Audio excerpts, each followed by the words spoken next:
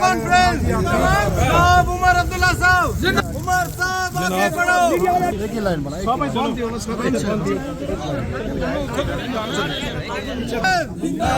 National conference Umar साहब आगे बढ़ो। उमर साहब आगे बढ़ो। जम्मू कश्मीर में आग चलेगी। बहुत शुक्रिया सर। जनाब उमर अब्दुल्ला साहब जनाब फारूक साहब जिंदाबाद। जनरल सेक्रेटरी हाजी अली मोहम्मद सागर साहब,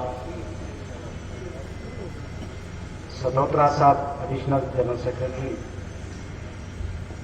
जोन सदर जावेद राना साहब, प्रोविंशियल प्रेसिडेंट गुप्ता साहब, कमिश्नर अब्दुल गनी मलिक साहब, हमारे यूथ के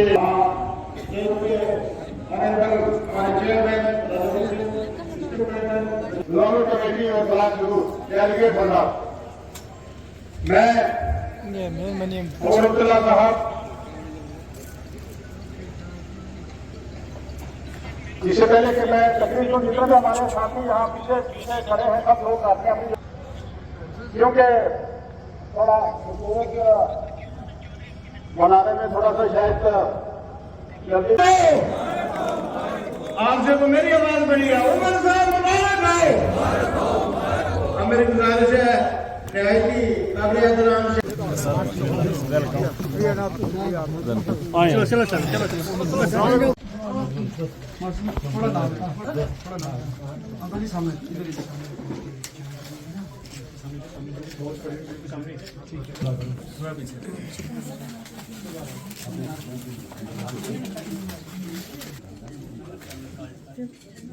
ठीक है, देखो सुन कुछ नहीं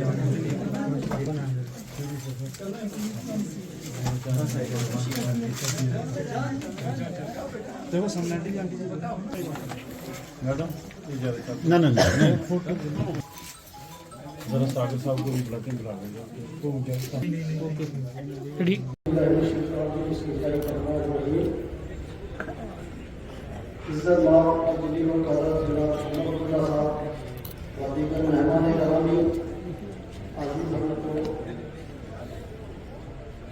तकरीर तो सियासी तकरीर तो काफ़ी हो चुकी है। मैं इस लिहाजे में तो नहीं बताऊँगा। मैं एक छोटा सा आगे में सबकी नाज़ में एक बात करना चाहता हूँ। जिन कश्मीर से मैं गुजर चुका हूँ, मैं ऐसे DDC ब्लॉक बखलिया से हूँ। सर जब मैं इलेक्शन का DDC ब्लॉक बखलिया से, तो मेरे नेशनल कॉन्फ्रेंस हमेशा ब्लॉक बखलिया से 35,000 वोट पहुँचना, जिसमें से 20 से 25,000 हमेशा नेशनल कॉन्फ्रेंस में पड़ता रहा 1947 से लेकर आज तक। तो इसमें क्या हुआ सर कि जो इलेक्शन हमारे शुरू हुए, मैं आम आदमी को ये बताना चाहता हूँ कि ये वक्त आने वाला है, इस पर गौर करनी है।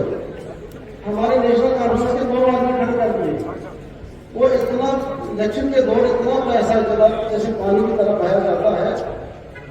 दूसरी तरफ से मैं नेशनल कॉन्फ्रेंस का बंदा की उनके डिसाइड किया कि नहीं, हम अपने जो नेशनल कॉन्फ्रेंस जिसकी पार्टी का झंडा है वो उसको जिताएंगे।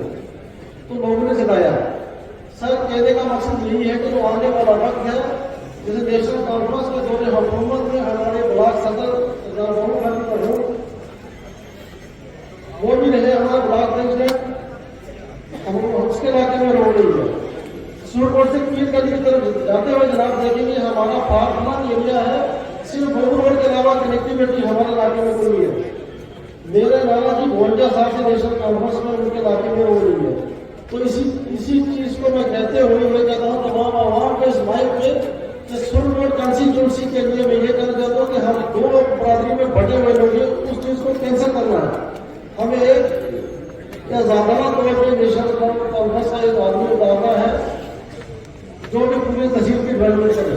और इंशाल्लाह ये उमर साहब हम में से कहते हैं कि हम नेशनल कॉन्फ्रेंस को भारी एक्सीट में जैसे बाकी भेजेंगे। और एक चीज़ का जोर ध्यान देना है कि हमारे इलेक्शन असेंबली के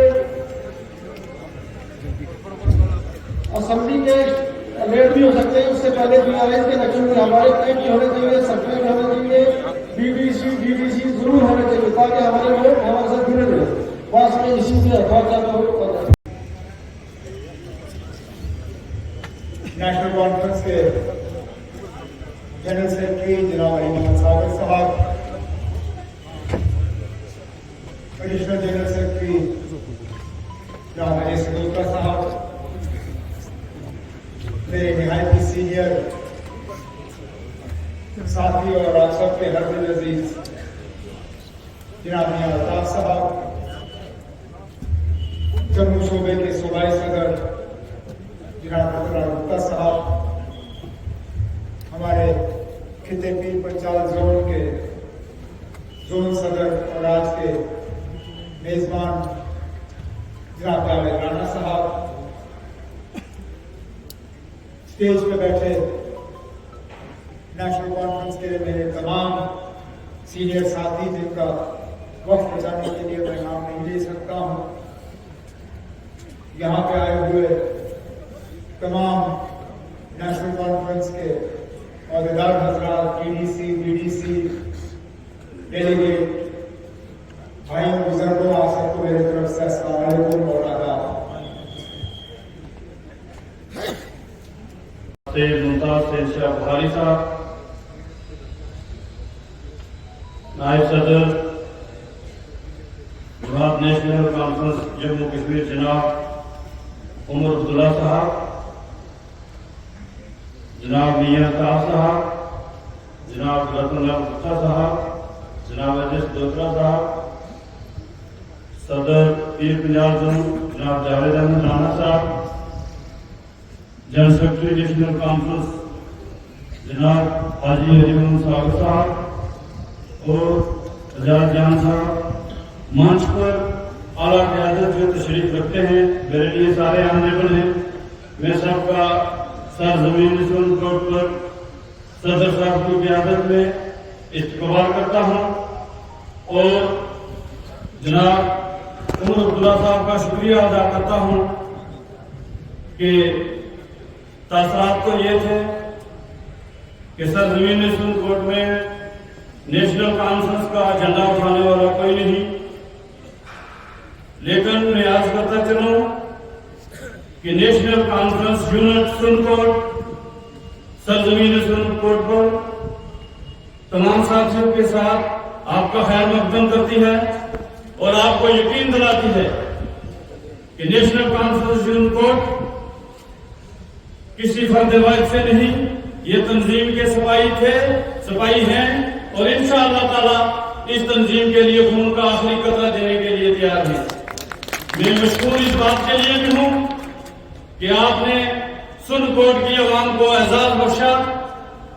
जो डेलीगेट सेशन आप श्रीनगर या जम्मू के लिए तय करते थे, आपने ये सेंट्रल प्लेस चुनकर हमारी हौसला अफजाई की है। आवाम सुनकोट की जानिब से और खिता पीर पंजाल की जानिब से आपको एक लार्जेस्ट पार्टी सिंगल जीत के लिए लद्दाख के अंदर जो तंजीम ने जीत हासिल की है, ये आला क़यादत का ये साइन ऑफ गुड कमांड है। हम आपकी क़यादत में रियासत जम्मू कश्मीर के लिए अपने खून का आखिरी कतरा जो है कुर्बान करने को तैयार हैं। और मैं जनाब से अर्ज करता चलूं कि इस वक्त जो रियासत के तशख़्ख़ुस और अवाम के दिलों का जो मसला है, उसमें सिर्फ एक शेख खानवादा है जो इस रियासत जम्मू कश्मीर को चला सकता है। दूसरी कोई सरकार नहीं, दूसरी कोई तंजीम नहीं। ये सब ठग हैं, आते हैं, हमारे जज्बातों के साथ खेलते हैं, खिलवाड़ करते हैं। आप मुझे ज्यादा वक्त नहीं है, मैं सारे मामले टच करता, लेकिन मुझे 2 ही मिनट मिले हैं। मैं ज्यादा तवील न जाते हुए अवाम सुनकोट लीडर को सुनना चाहती है। जनाब रतनलाल गुप्ता साहब की क़यादत में और जावेद राणा साहब की क़यादत में और तंजीम की बाकी आला क़यादत के सरबराही में सुनकोट की तंजीम मजबूत है और इंशाअल्लाह ताला आपसे दस्ते शफ़क़त की तलवार है। आप इसी तरह नजर बनाए रखें हमारे नौजवान, हमारे बुजुर्ग, हमारे सीनियर साथी और हर बिना रंग नस्ल मजहब मिल्लत बाबा कौम के नेहरा को और इस लेगेसी को आगे लेते हुए अपने रास्ते पर गामजन है और नेशनल कॉन्फ्रेंस के लिए कदमे सुख में और दिल में तैयार है।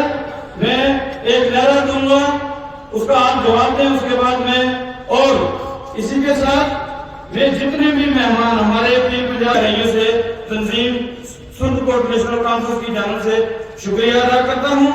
उमर साहब से मैं गुजारिश करूं कि 70 साल में पहली दफा सदर नेशनल कॉन्फ्रेंस जनाब डॉक्टर फारूक अब्दुल्ला साहब ने नेशनल कॉन्फ्रेंस के दफ्तर का क़याम रखा, उसका इफ्तिताह किया और आज वो दफ्तर जो है नेशनल कॉन्फ्रेंस के सिपाहियों के लिए काम कर रहा है।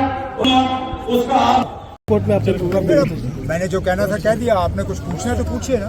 सर उमर साहब पुंछ की तरफ से ये जोनल कन्वेंशन जो हुई है, तो इसमें खास करके इलेक्शन जो गवर्नमेंट सेंट्रल गवर्नमेंट की तरफ से, भाजपा की तरफ से जो इलेक्शन डिलेड प्रोसेस चल रहा है खास करके जम्मू कश्मीर के अंदर, तो इसके लिए आप क्या कहेंगे कि करगिल के इलेक्शंस के बाद भी अभी भी कोई सिग्नल नहीं आ रहा है? अब आप मत वेट करिए सिग्नल का, आपको सिग्नल नहीं आएगा। बीजेपी वाले इलेक्शन कर नहीं सकते, उनकी हिम्मत नहीं है। वो अच्छी तरह से जानते हैं कि लोगों की तरफ से उनको क्या रिस्पांस मिलेगा। पार्लियामेंट इलेक्शन कराना शायद इनकी मजबूरी है, अगर मजबूरी नहीं होती तो वो शायद पार्लियामेंट इलेक्शन भी नहीं कराते। नहीं तो अभी तक सुप्रीम कोर्ट में तो गवर्नमेंट ऑफ इंडिया ने कहा था कि यहाँ अर्बन लोकल बॉडीज और पंचायत के इलेक्शन होंगे, लेकिन नोटिफिकेशन कहीं पे नहीं। जैसे मैंने अपनी तकरीर में कहा, इससे पहले असेंबली इलेक्शन 2014 में हुए थे। 5 साल से ज़्यादा हो गए हमें गवर्नर रूल के अंदर। एक तरफ से ये कहा जाता है कि हालात बहुत ज़्यादा बेहतर हो गए हैं 2019 के बाद।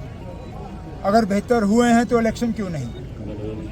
इलेक्शन शायद सिर्फ इसलिए नहीं कराए जा रहे हैं क्योंकि बीजेपी वाले जो हैं वो लोगों का सामना नहीं कर सकते।